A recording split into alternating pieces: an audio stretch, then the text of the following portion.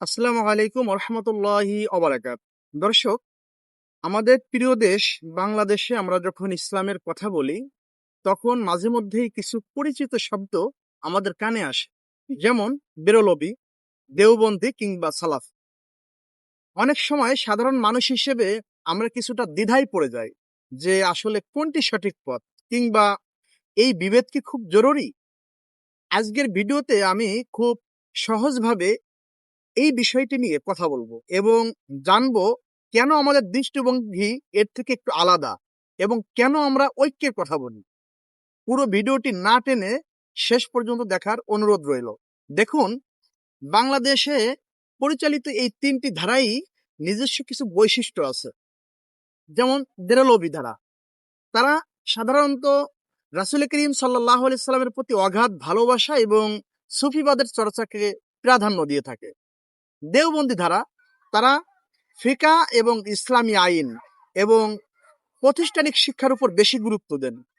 সালাফি ধারা, তারা সরাসরি কোরআন এবং সহিহ হাদিসের আক্ষরিক অনুসরণের কথা বলেন।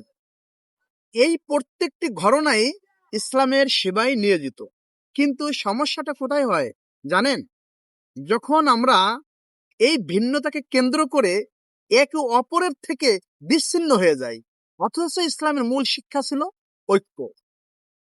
এখন প্রশ্ন আসতে পারে যে এই ক্ষেত্রে বাংলাদেশ জামাত ইসলামের অবস্থান কি? আলহামদুলিল্লাহ, আমরা কোনো নির্দিষ্ট গোষ্ঠীগত বা তথাকথিত বিচ্ছিন্নতাবাদী আকীদাকে লালন করি না। আমাদের লক্ষ্য খুব পরিষ্কার, সেটা হলো পূর্ণাঙ্গ ইসলাম। আমরা মনে করি ইসলাম ইসলামকে কোনো নির্দিষ্ট দলের বা ফেরকার চার দেয়ালের মাঝে আটকে রাখা যায় না। আল্লাহ সুবহানাহু ওয়া তাআলা আমাদের মুসলিম হিসেবে পরিচয় দিয়েছেন। তাই আমাদের আদর্শের মূল ভিত্তি হলো সরাসরি আল কুরআন এবং রাসূল করিম সাল্লাল্লাহু আলাইহি সাল্লামের সুন্নাহ। আমরা কোনো একপাক্ষিক বিতর্কে না জড়িয়ে ইসলামের সেই সুন্দর ও ভারসাম্যপূর্ণ রূপটি মানুষের কাছে পৌঁছে দিতে চাই, যা মানুষের জীবনকে বদলে দেয়। সাধারণ মানুষের মনে রাখা প্রয়োজন, যখন আমরা নিজেদের ছোট ছোট দলে ভাগ করে ফেলি তখন আমাদের শক্তি কমে যায়। আমরা যদি কেবল আকীদাগত তর্কে লিপ্ত থাকি তবে ইনসাফপূর্ণ সমাজ গড়ার কাজ পিছিয়ে পড়বে।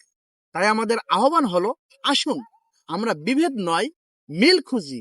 বেরলবি, দেওবন্দি বা সালাফি, যেই ঘটনার থাকুক না কেন, আমাদের অভিন্ন লক্ষ্য হওয়া উচিত আল্লাহর সন্তুষ্টি এবং একটি সুন্দর দেশ গড়ার। আমরা বিচ্ছিন্নতা চাই না, আমরা চাই জাতীয় সংহতি। সর্বশেষ বলবো যে ইসলাম শান্তির ধর্ম, ঐক্যের ধর্ম।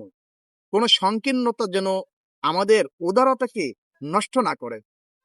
আপনারা যারা আমাকে শুনছেন, আপনাদের মতামত কমেন্টে জানাতে পারেন।